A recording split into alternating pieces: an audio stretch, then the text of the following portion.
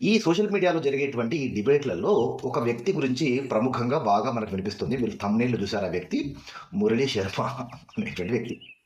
అనసూయ అభిమాన సంఘం అధ్యక్షుడట ఇతను. ఎప్పుడు పెట్టాడో ఏంటో తెలీదు. అధ్యక్షుడట. ఇతను ఏం చేశాడు? అనసూయ ఆ విధంగా డ్రెసింగ్ వేసుకోవడం నాకిష్టం. నాకు చూడాలని అనిపిస్తుంది. నేను ఆమె సామాన్లు చూడాలనుకుంటాను.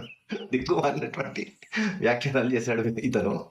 సో ఏమైనా గాని మొత్తానికి సోషల్ మీడియాలో ఇప్పుడు పెద్ద బఫూన్ ఎవరు అనంటే పెద్ద బఫూను ఈ మురళీ శర్మ అనేటువంటి వ్యక్తి అయ్యాడు అనేటువంటిది అందరికీ తెలుసు. ఆటలో అరటిపండు కాదు.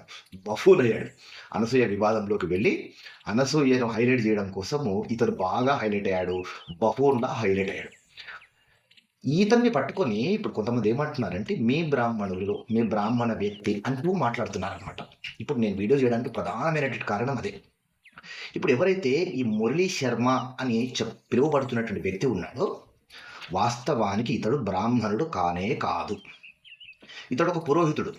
పురోహితుడు బ్రాహ్మణుడు ఎట్లా కాడు అని అంటే, బ్రాహ్మణులు కానటువంటి వాళ్ళు కూడా పురోహితం కొంతమంది చేస్తున్నారు. అట్లాంటి కేటగిరీకి సంబంధించినటువంటి వ్యక్తి.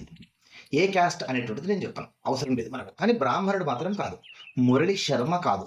మురళి సో అండ్ సో అంతేగాని మురళీ శర్మ కానే కాదు. అయితే ఇతని గురించిన ప్రత్యక్షమైనటువంటి అనుభవం నాకుంది గనక నేనిప్పుడు ఇతని మీద వీడియో చేస్తున్నాను. ఒక సందర్భంలో మా బంధువుల ఇంట్లో సత్యనారాయణ స్వామి వ్రతము చేయాల్సినటువంటి పరిస్థితి ఉండింది. ఆ రోజు ఒక గ్రూప్‌లో నేనే మెసేజ్ పెట్టాను. కొంతమంది పురోహితులు ఉండేటువంటి గ్రూప్‌లో అనమాట. ఆ గ్రూప్‌లో ఇలా పలానా చోట మియాపూర్‌లో మా బంధువుల ఇంట్లో సత్యనారాయణ స్వామి వ్రతం చేయాలి అనంటే ఒకాయన ఎవరో మా బావగారు ఉన్నారండి నేను పంపిస్తాను అంటూ ఇతన్ని పంపించాడు. మేము వెళ్ళేసరికి వ్రతం ఇంకా స్టార్ట్ అవ్వలేదు. ఇతను వచ్చి కూర్చున్నాడు. అన్నీ రెడీ పెట్టుకోవడం అన్నీ అయ్యాయి. ఇతను వ్రతం మొదలుపెట్టాడు. ఆ మంత్రాల ఉచ్చారణ మనకెట్లా ఉంటుందంటే, చెవుల్లో సీసం పోస్తున్నట్టు ఉంటుంది. నరాలను ఒక హుక్కు పెట్టి నరాలన్నిటి కలిపి ఒకేసారి లాగితే ఎలా ఉంటుందో అలా ఉంటుంది. అంత భయంకరమైనటువంటి మంత్రోచ్చారణ ఇతనిది. అయితే మీరు ఎవరైనా పిల్లవాడిని శుక్లాంబరధరం విష్ణుం అనేటువంటి శ్లోకం పిల్లవాడిని చెప్పమనండి. ఇతన్ని చెప్పమనండి. ఎవరు బాగా చెప్తారు? మీకు స్పష్టమవుతుంది. శాంతాకారం భుజగశయనం అనేటువంటి శ్లోకము పిల్లవానితోటి చెప్పించండి. ఇతనితో చెప్పించండి. ఎవరు స్పష్టంగా చెప్తున్నారో మీకు అర్థమవుతుంది. ఇతను బ్రాహ్మణుడు కాదు.